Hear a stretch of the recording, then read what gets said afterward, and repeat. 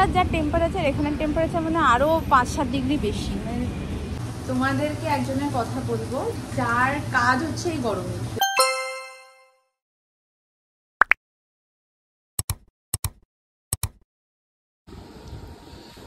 আজকে আদুর ব্রেকফাস্টে আছে ওটস উইথ নাটস। এটা খেতে নাটস না, ওটস না, কিচ্ছু খাবে না, তাই তো? কিচ্ছু খাবে না।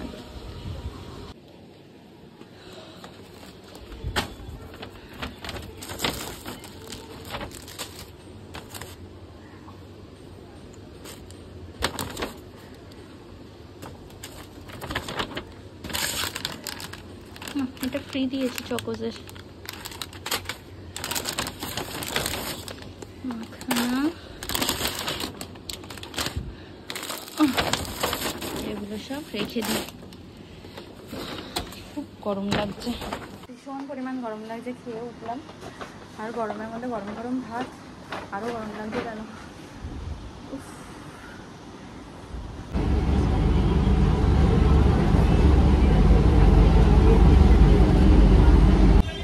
আজকে এত মারাত্মক লেভেলের গরম, তার মধ্যে মুখের এটা দিয়ে না আরও কষ্ট হচ্ছে। আর আমি লিটারেলি আজকে দৌড়াতে দৌড়াতে অফিস যাচ্ছি, দেরি হয়ে যাচ্ছে, প্রত্যেক দিনই দেরি হয়ে যাচ্ছে, প্রচণ্ড কষ্ট হচ্ছে। ভীষণ গরম আজকে, ভীষণ।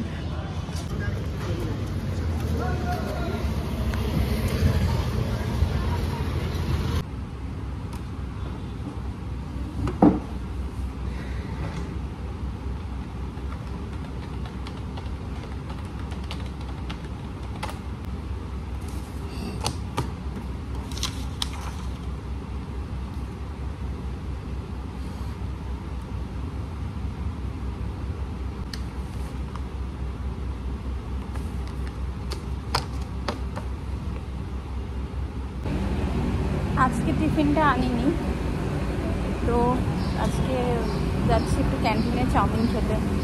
আর এই যে যাওয়ার সময় এই জায়গাটা আমার মনে হয় এত এসি চলছে, ঘর ঘর ঘর ঘর করে আওয়াজ হচ্ছে। আর পুরো মানে অন্য জায়গার যা টেম্পারেচার এখানের টেম্পারেচার মানে আরও 5-7 ডিগ্রি বেশি। মানে এখানে কেউ না দাঁড়ালে বুঝতে পারবে না যে কতটা গরম।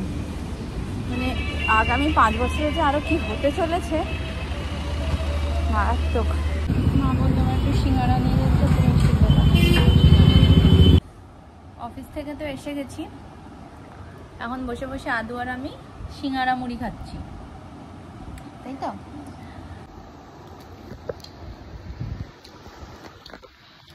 কিছু বলবি? হ্যাঁ, নিজে নিজে ভিডিও অন করেছে, কিছু বলবি? কি বলবি? টাটা বলবি? হ্যাঁ, আজকে এত গরমে না আদু পুরো পাগল হয়ে গেছে। আজকে ও পুরো পাগল হয়ে গেছে, এইগুলোকে সব উল্টো করে করে লাগাচ্ছে। এই গরমে আর মানুষ পারছে না, সব উল্টো করে করে লাগাবে। আমি যাবো এখন, 8টা বাজতে চললো, কিচ্ছু হয়নি। আটা মাখতে হবে, রুটি করব, তরকারি কাটবো, এত কাজ বাকি। এনা এই তো, এই তো করো, এই তো করো, এই তো ঠিক আছে, তো ঠিক আছে। হ্যাঁ, হ্যাপি। এখন আমি ভেন্ডি আলু তরকারি করছি আর তার সাথে রুটি হবে।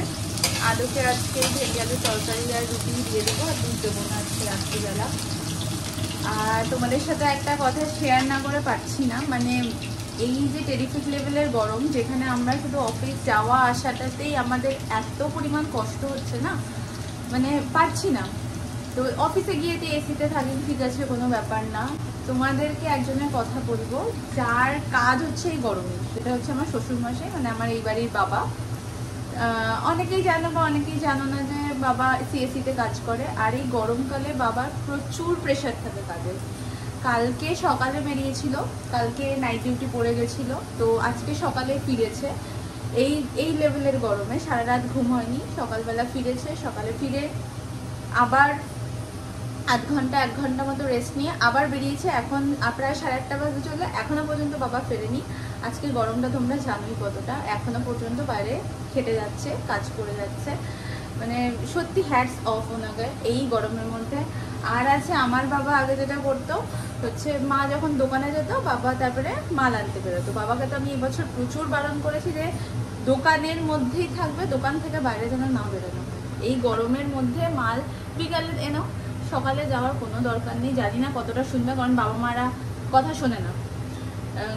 মানে আমার মনে হয় যে আগে যেরকম আমরা কথা শুনতাম না, সেটাই বাবা মারা এখন করে, যে আমাদের কথা শুনতে চায় না এই গরমের মধ্যে। আর আমার বাড়িতেও এসি নেই, তো ভীষণ কষ্ট হচ্ছে। মায়ের তো গোটা ফোটা উঠে গেছে অলরেডি। তো যারা এই রোদে গরমে বাইরে কাজ করে না, সত্যি তাদেরকে হ্যাটস অফ।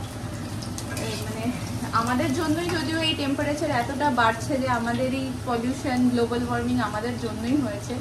বাট আরও আগামী 5 বছর 10 বছরে যে কী অবস্থা হতে চলেছে তার কোনো আইডিয়া নেই। এটা ভেবেই আমার আতঙ্ক লাগে যে পরে আরও কী হবে। তো তোমরা যারা এরকম বাইরে কাজ করো বা বাইরে থাকতে হয় রোদের টাইমটায়, কারণ এমার্জেন্সি ডিউটি বা এই সমস্ত ডিউটিতে কিছু করার নেই। আর এখন যে লেভেলের মানে লোডশেডিং হচ্ছে, তোমরা হয়তো সিএসসি বা এরকম যে কোনো ইয়েকে অনেক দোষারোপ করছো যে কারেন্ট যাচ্ছে, বাট এতটাই লোড হচ্ছে, যেহেতু আমরা জানি এতটাই লোড হচ্ছে যে প্রেশার নিতে পারছে না। তো কিছু করার নেই। তারাও যে মানুষগুলোর উপরে তোমরা চিৎকার করছো না, সেই মানুষগুলো প্রতিনিয়ত এরকম কাজ করেই চলেছে গরমের মধ্যে। তো তাদের কথাটাও একটু ভেবো। মানে কোনো কটু কথা বলো না, বা কোনো পাড়ায় এরকম অনেকক্ষণ লোডশেডিং হওয়ার পরে যখন তারা যাবে তাদেরকে ঘিরে ধরা, তাদের ওপরে টর্চার করা, বাজে কথাবার্তা বলে, এইসব জিনিসগুলো করো না। কারণ সবাই লড়ছে।